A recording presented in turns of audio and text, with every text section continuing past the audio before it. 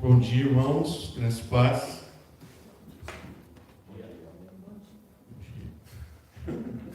Bom dia! Bom dia vem com delay, né? Bom dia. Acho que é um eco. Hoje é um dia diferente, né? A gente está saindo de casa lá, olhando o tempo. Tem uns irmãos, a gente é novato de Estados Unidos, a gente fica meio apreensivo, né? A gente estava falando comigo, amor, mas está dizendo que vai ter tornado.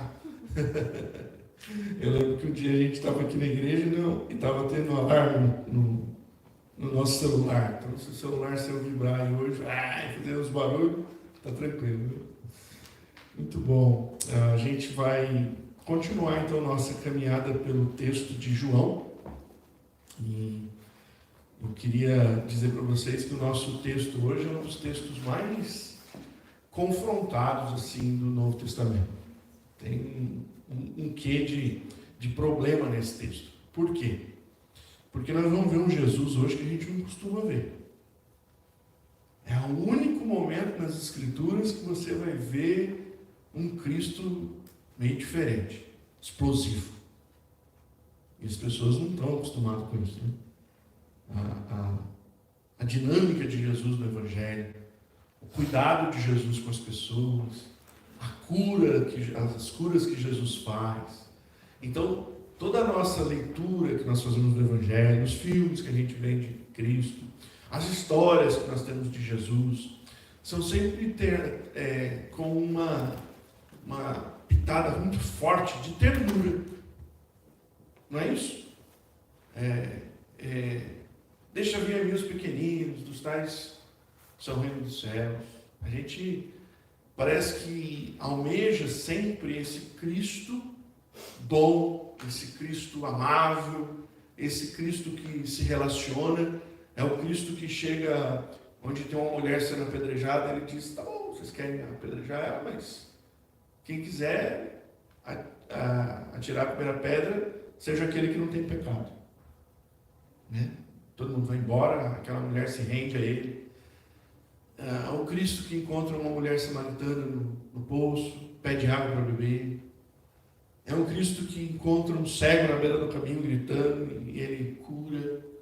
Então todas as figuras que nós temos de Cristo nos evangelhos é um Cristo altamente amoroso, passivo, cordial. E hoje a gente vai ver um texto que Jesus está bravo. Jesus está nervoso.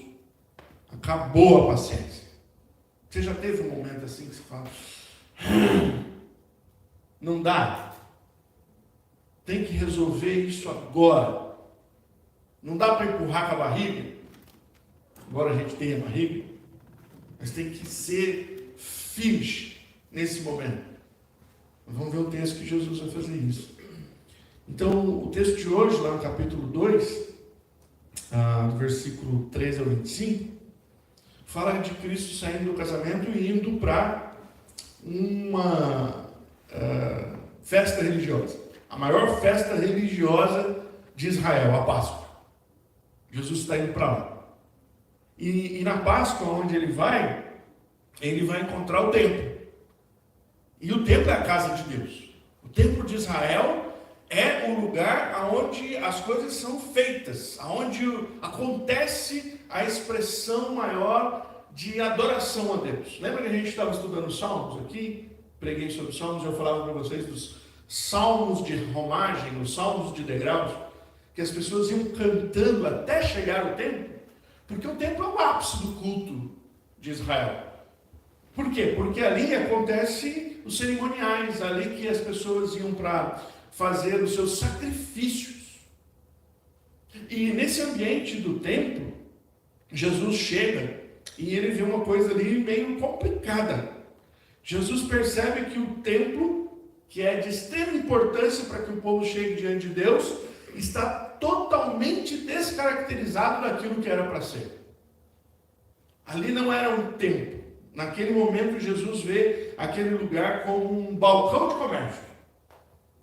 As pessoas estavam ali fazendo negócios.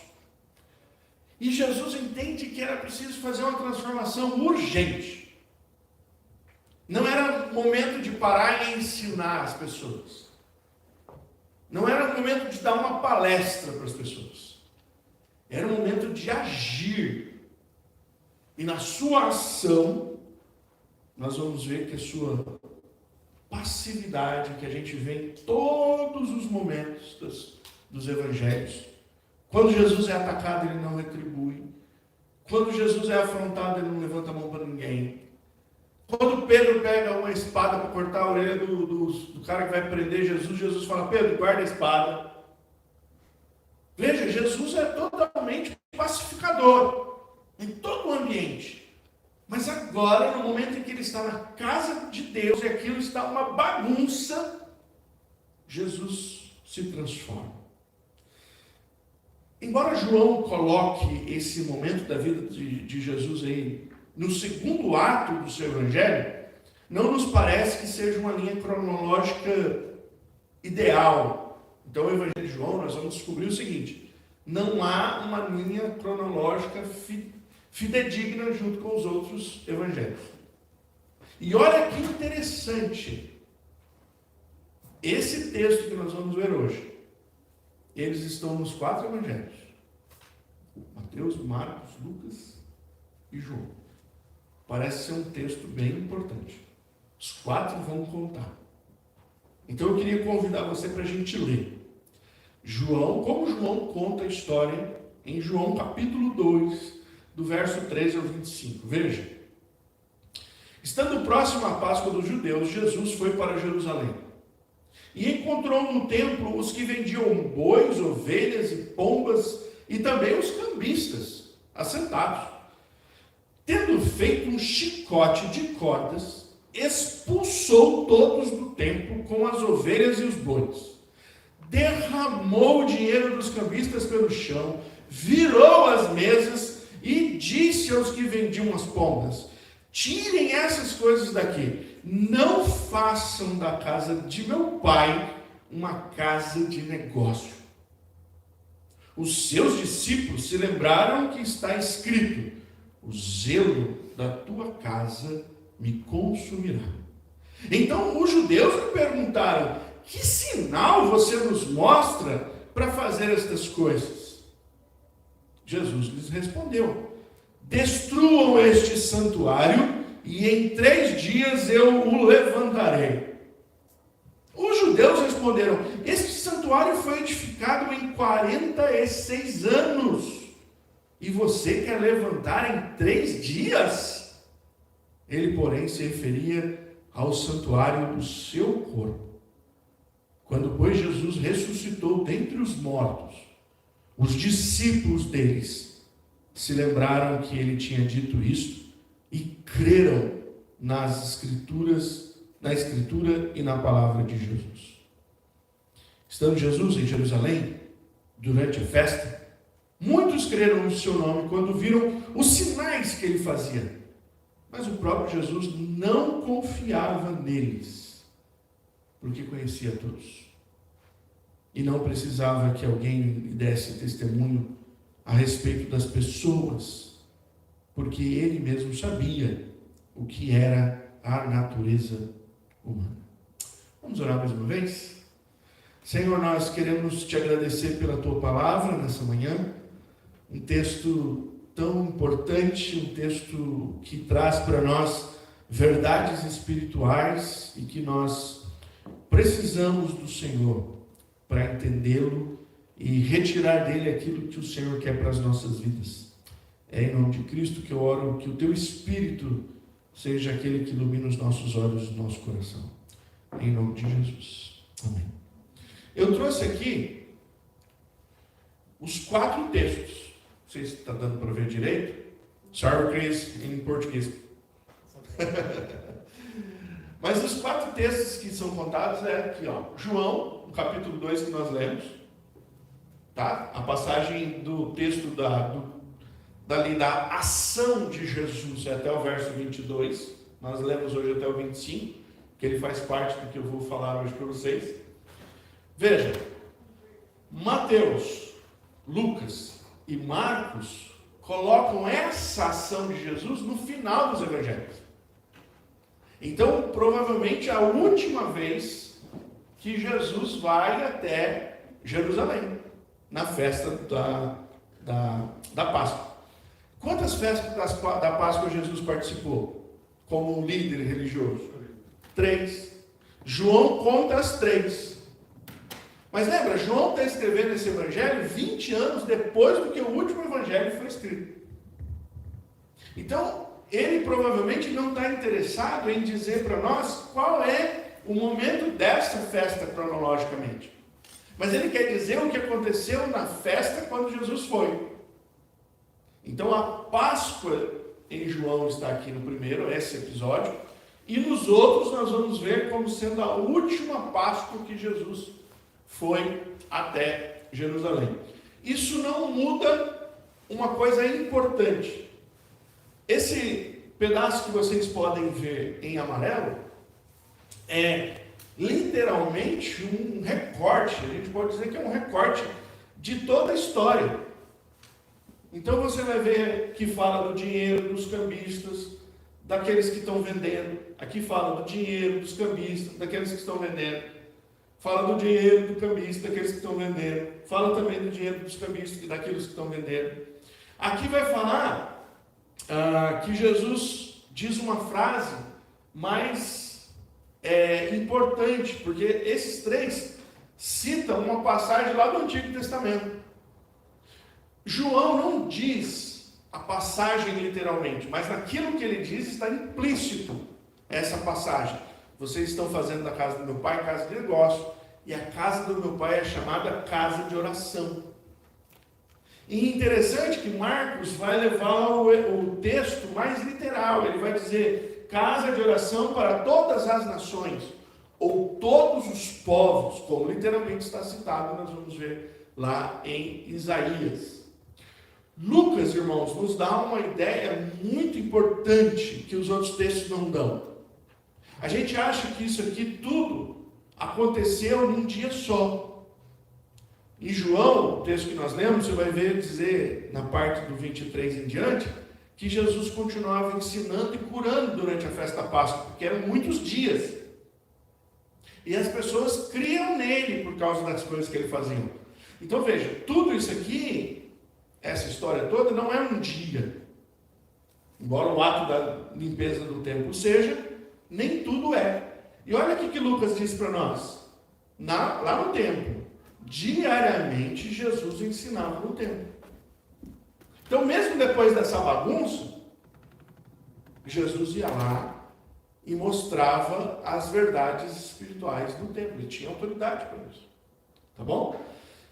Uma outra coisa muito importante que os 4 textos falam, a repercussão entre os principais sacerdotes e escribas. Então aqui ele vai falar, aqui ele fala dos judeus, mas é a ideia dos judeus com autoridade. Aqui ele fala que eram sacerdotes, aqui ele fala que eram sacerdotes e escribas. Uma outra coisa que João não fala, mas Marcos e Lucas traz para nós, e é importante para a gente entender o contexto de João, que é que depois disso, dessas ações, eles procuravam tirar a vida de Cristo. Por que eu trouxe os 4 textos aqui para nós? Para vocês entenderem esse pano de fundo, porque eu queria olhar para esse texto hoje e falar o seguinte para vocês. Jesus purifica o templo, mas para mostrar aos homens a impureza dos seus corações. Jesus está preocupado com o bom uso do templo? Sim. Essa é a preocupação principal de Jesus? Não. Vou dar uma analogia com o que aconteceu lá no Antigo Testamento. Neemias volta do momento de cativeiro e Deus manda ele construir um muro, certo? Volta lá e vai construir um muro de Israel, que Israel está despedaçado. Deus está preocupado com o muro? Nem tanto. A reconstrução do muro era um meio para que Deus reconstruísse o coração do seu povo. Quando Jesus vai purificar o templo, o que Jesus está querendo? Não que os homens olhem para o templo e a purificação do templo, mas principalmente que os homens olhem para dentro dos seus corações e percebam que o templo só está daquele jeito porque o coração dos homens está defeituoso. Então é uma consequência. Hoje tem uma ideia que o pessoal costuma dizer, né, que se o seu quarto está bagunçado, na verdade não é o seu quarto que está bagunçado, é a sua alma. Então o pessoal fala muito isso, né? Se a sua casa está uma bagunça, não é a sua casa que é bagunçada, mas é a sua alma que está bagunçada. Aqui é mais ou menos a mesma ideia que Jesus quer dizer para eles. Se o templo está uma bagunça, o problema não é o templo estar uma bagunça, é que o templo está numa bagunça, está mostrando para vocês quem vocês estão por dentro. Vocês estão numa bagunça. Então, quando Cristo fala, eu quero que o templo seja limpo, Ele não quer que o templo só seja limpo. Ele quer que os homens que estão ali purifiquem os seus corações. Então, primeiro, nós vamos ver 3 grupos que Jesus se encontra. O primeiro grupo que Jesus encontra, nós vamos ver aí que são os vendedores e cambistas. E o que esse grupo está fazendo aí? Eles se interessam mais pelo lucro do que pela religião. Então, quando Jesus entra no templo, o templo é tomado. E o primeiro grupo que Jesus se depara, então, é um balcão de negócios. É como se a gente quisesse entrar aqui hoje para fazer o nosso culto e adorar a Deus, e aí tivesse um grupo de gente aí do lado do fundão aí, vou falar da turma do fundão, do fundão aí, e vendendo as coisas. O Marcelo não conta não. Vendendo as coisas, sabe? Puxou ali a mesinha do Rapa, e tem aqui tudo para vocês, tem uns relógios aqui dos estates, vamos fazer isso aqui, e aqui a gente tentando cantar, adorar a Deus, e a galera ali, quanto que é? Traz por baixo, não sei o que, pá. E aí, precisa de cambista, porque tem gente que quer pagar em real, não dá para pagar em real, irmão. Então, vamos fazer aí o câmbio. Você precisa trazer para mim o dólar. Por que esse negócio estava funcionando no templo? Porque eles estavam vendendo animais. Provavelmente eram, meu Deus do céu, fazendeiros. Eram criadores de bichos. Por que vender bicho no templo, gente? Porque a nossa ideia de templo hoje é o quê? Quem vende no templo? Pipoca, né? Você saiu da igreja lá no Brasil, o que tinha na frente, às vezes, as igrejas grandes, as igrejas católicas, as igrejas maiores? Tem o pipoqueiro, tem o cara do algodão doce, você está saindo com seu filho, você fala, algodão doce, né? Ou sua esposa, no meu caso, a minha esposa adora algodão doce. Então, há esse balcão de negócio lá fora do templo, que é o original, normal. Na época de Israel, as pessoas iam fazer o que lá no templo? Eles iam cultuar a Deus. E no culto que eles iam dar, principalmente na Páscoa, era fazer o quê? Era fazer um sacrifício. Eles tinham que fazer um sacrifício. Então, olha aqui. Márcio, Mirna, precisa levar um cordeiro. Rodrigo, Suzy, outro cordeiro. A Liliana, um cordeiro também. Cris e Osana, um cordeiro. Marcelo e Maiara, um cordeiro. Desculpa. Rogério e Edilane. Rogério e Edilane. 2 cordeiros. Não, cadê? Um só. Mas vamos supor que o Márcio está meio ruim de grana. Ele não consegue fazer um cordeiro para a família dele. O que ele precisa? 2 palminhas. Então, isso, olha gente, imagina quantas famílias estão subindo para Jerusalém. E cada família tem que oferecer o seu sacrifício. Você já imaginou a gama de negócio? Se eu sou um fazendeiro, eu pego toda a minha fazenda e vendo só para o templo. Olha, eu vou cuidar. E outra, não podia ser qualquer animal. Você não podia ir lá e pegar qualquer vaquinha, qualquer bezerrinho, ou qualquer cabrito, qualquer cabra. Não. Tinham especificações. Ela não podia ser manchada. Dá para pensar nisso? Você olha lá no meio do seu pasto, todo preto. Pode ir. Preto tem uma pintinha branca, não vai. Todo branco, pode ir. Branco tem uma pintinha preta, não pode. Ó, aquela vaca ali tem uma orelha que é 3 centímetros menor que a outra. Está fora. Esse era a regulação dos animais que podiam ser vendidos. Por que cambistas? Porque vinha gente de todo lugar para servir ao Senhor. Então tinha gente que vinha e falava assim, eu quero oferecer um cordeiro, mas ele trazia as suas ofertas de cereais. Então lá ele tinha que vender os cereais dele, trocar, pegar o dinheiro, pagar pelos animais e fazer o sacrifício dos animais. Tudo isso era necessário. Veja, Jesus não está culpando as pessoas de terem feito isso. Jesus só está acusando deles estarem no lugar errado. Eles poderiam estar aos arredores. E seria justificável ter um grande mercado aos arredores do templo, aonde as pessoas pudessem entrar, aonde as pessoas pudessem fazer os seus negócios. Mas a ganância deles era tamanha que eles estavam ocupando o lugar de adoração para vender e comprar aquilo que lhes interessava. A gente olha para isso e diz que é absurdo. Mas hoje, infelizmente, muita coisa é feita do mesmo jeito. Muitas pessoas estão vendendo fé. Eu lembro que Paulo diz, se você recebeu de graça, você dá de graça.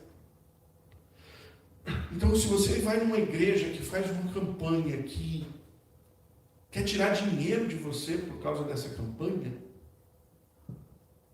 tem um negócio.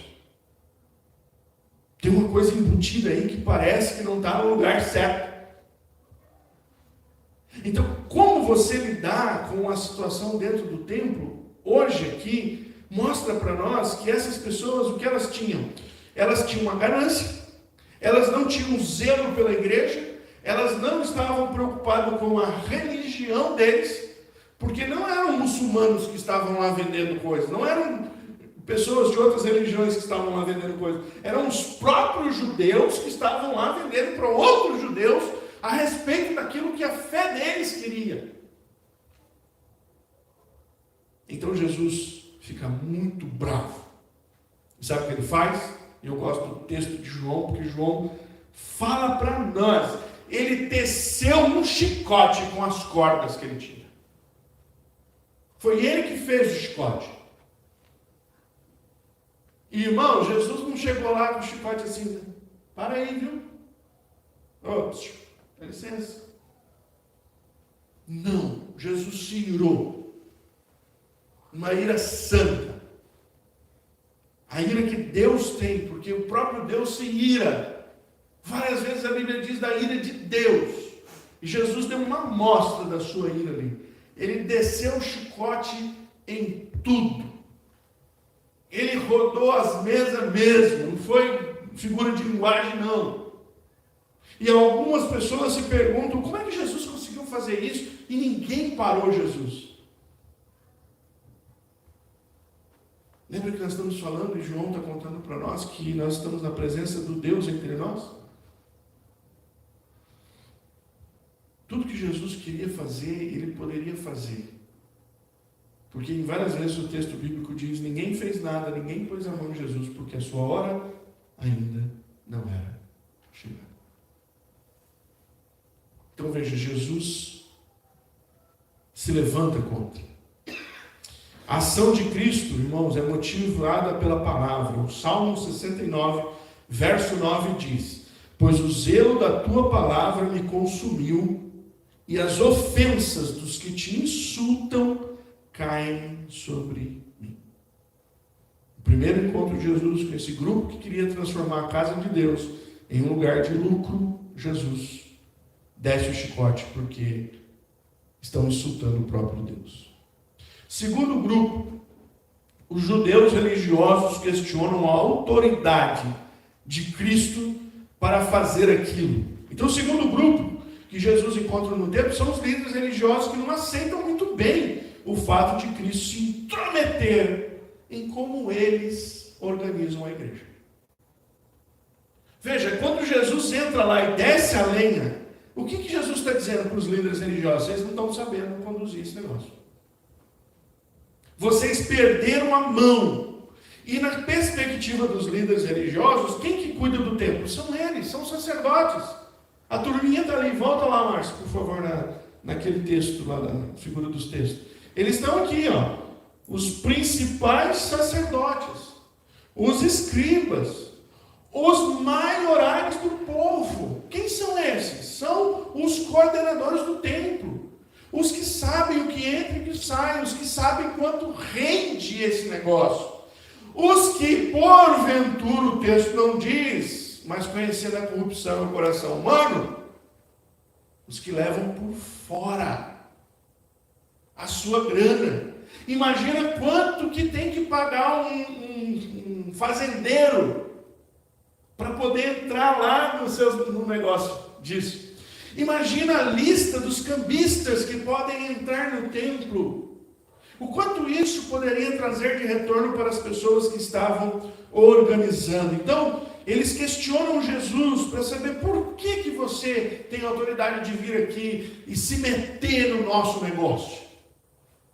Quem é você, o cara pálida, para chegar aqui e questionar se tem ou não vendedor no templo? Como Jesus poderia fazer um templo em 3 dias? Você pensou? Porque essa é a resposta que Jesus dá. Jesus diz o seguinte: vocês querem saber? Põe esse templo abaixo e eu vou reconstruir em 3 dias. Jesus não estava falando do templo, estava falando dele. Mas em João, desculpa, você voltou. Em João não tem um contexto falando sobre isso claramente.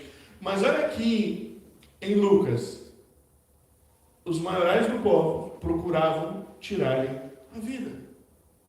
Então, quando Jesus está dizendo para eles: vocês estão bravos comigo? Vocês querem vir contra mim? Vocês podem derrubar esse templo e em 3 dias eu vou levantar ele novamente.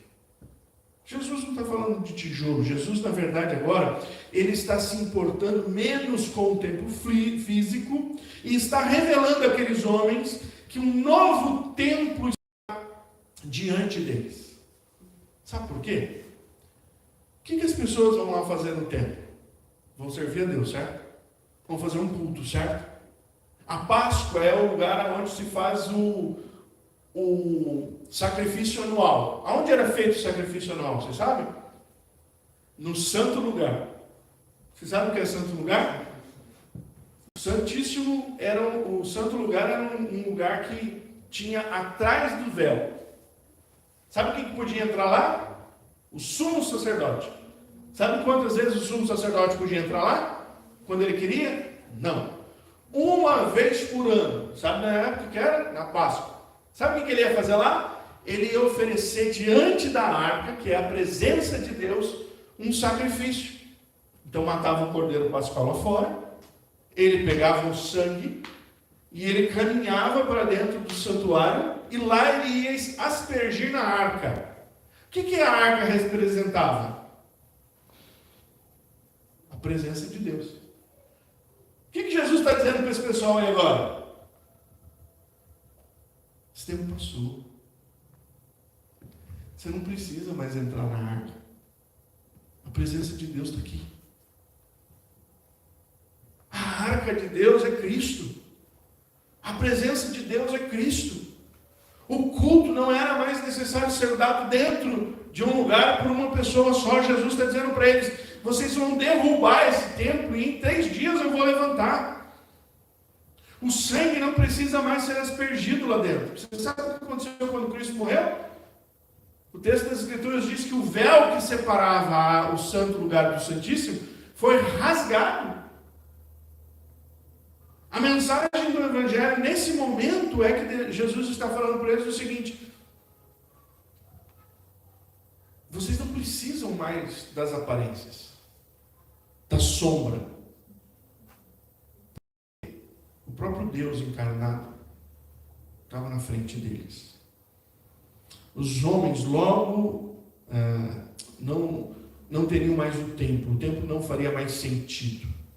Contudo, irmãos, naquela época, a presença do templo era um momento que deveria ser garantido. E esse segundo grupo, esse grupo aí dos líderes religiosos, eles tinham que guardar o templo, eles tinham que guardar o culto. Eles eram aqueles que conheciam Deus e sabiam que Deus estava no templo. Deus se representava ali. E por que Deus, por que Jesus está bravo com esses grupos? Porque o comércio, em vez de ser feito lá fora, sabe onde era feito? Num lugar chamado Pórtico dos Gentios. Sabe o que era isso?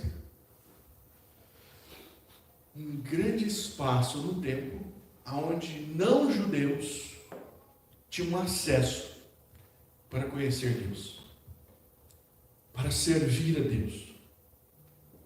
Por isso que o texto citado ali nos outros evangelhos, a minha casa será chamada casa de oração para todos os povos.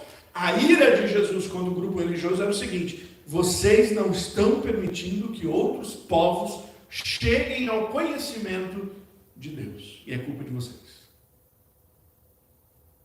Vocês estão mais preocupados em ganhar dinheiro e manter a religião de vocês boa aqui, do que fazer com que outros povos conheçam o Senhor. Deixa eu ler para vocês Isaías 56, 6 e 7, que é o versículo que diz: da minha casa será chamada casa de oração. Olha o texto. Aos estrangeiros que se aproximam do Senhor, para o servir e para amar o nome do Senhor, sendo deste modo servos dele, sim, todos os que guardam o sábado, não profanando, e abraçam a minha aliança, também os levarei ao meu santo monte, e lhes darei a alegria na minha casa de oração. Os seus holocaustos, os seus sacrifícios serão aceitos no meu altar, porque a minha casa será chamada casa de oração para todos os povos.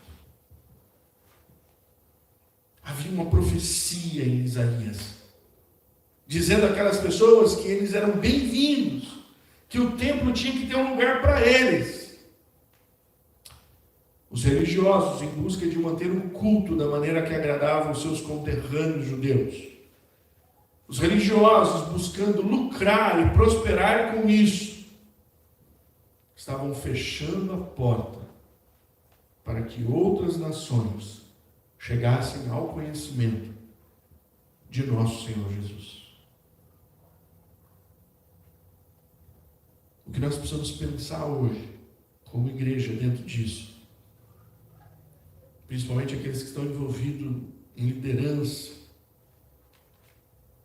o que nós temos que fazer cada dia mais para que as portas da igreja, os pórticos, contenham pessoas de todos os povos. É isso que Deus quer, que os povos cheguem, que os povos se alinhem juntos. A Babel, que foi a separação dos povos no Antigo Testamento, como uma ira de Deus, agora com o Evangelho é aonde as pessoas têm que se encontrar, no sentido de falarem várias línguas em um único lugar. Isso que nós temos aqui na nossa igreja é bonito por causa disso. É Deus restaurando o que o Evangelho pode fazer. Hoje temos brasileiros e americanos, mas esta igreja precisa ser um lugar onde pessoas de todas as nações tenham a oportunidade de ouvir a respeito de Cristo. Se a gente não fizer isso, a gente não está preocupado com aquilo que a gente precisa se preocupar. Terceiro e último, o grupo que Jesus encontrou, que é os que se converteram vendo os seus milagres, no versículo 23 ao 25. O terceiro grupo se encontra, não são os que dão ouvidos, que se encontram são os que dão ouvidos aos ensinamentos.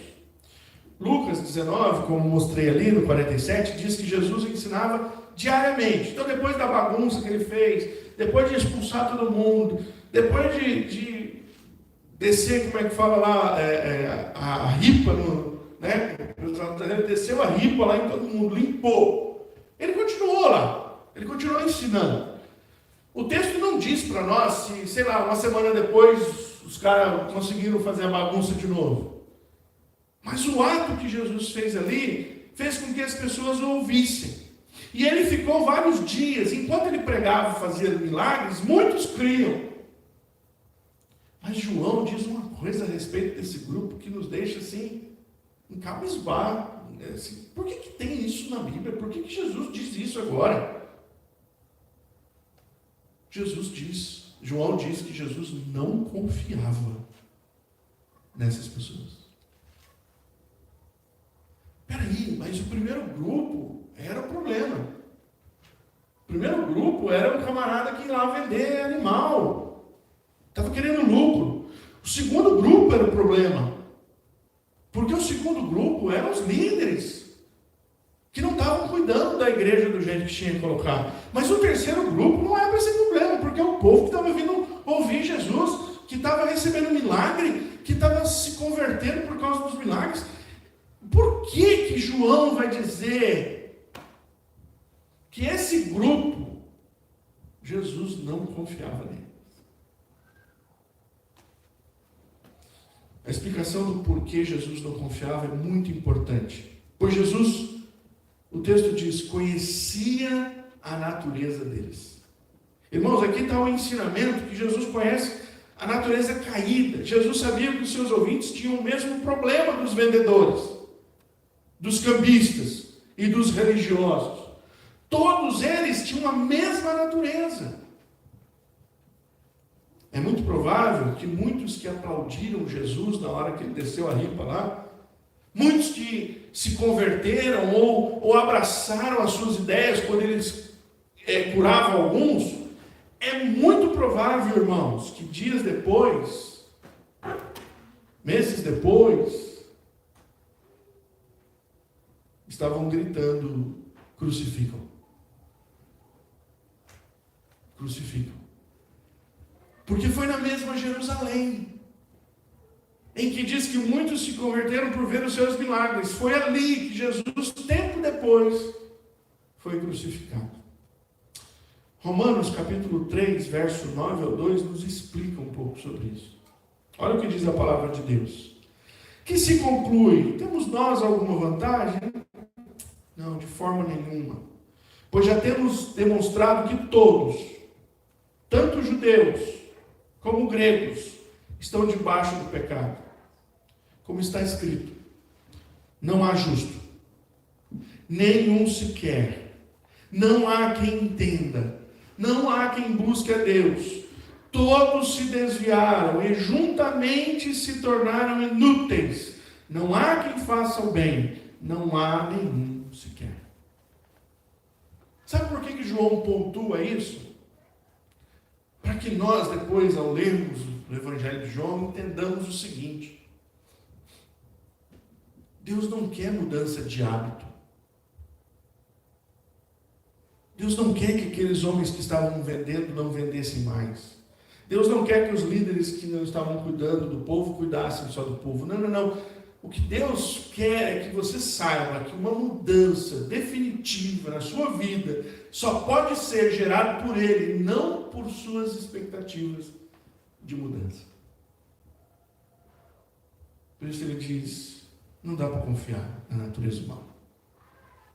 Ao fazer isso, Jesus está apontando para o único meio do homem ser transformado. Sabe qual é? Ele mesmo. Jesus está dizendo que naquele momento, irmãos, aquelas pessoas não podiam ser transformadas. Embora elas gostassem do que Jesus falou, embora elas concordassem, embora elas se alegrassem com o milagre, não era o tempo ainda da redenção. É por isso que entre os 12 discípulos, quando Jesus é perseguido, todos fogem. Esses mesmos que fogem, anos depois, vão morrer por serem perseguidos. Dá para entender? Romanos 8, verso 9 e 11, talvez nos explique. Vocês, porém, não estão na carne, mas no Espírito. Se de fato o Espírito de Deus habita em vocês. Se alguém não tem o Espírito de Cristo, esse tal não é dele.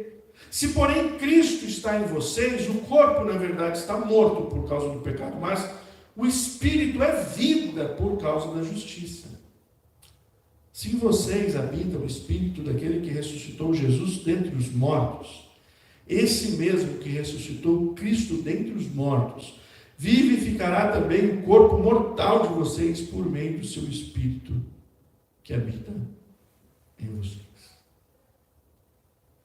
Esse trechinho de João, que não tem nenhum outro, é simplesmente para eu e você entendermos o que João vai escrever no livro todo dele.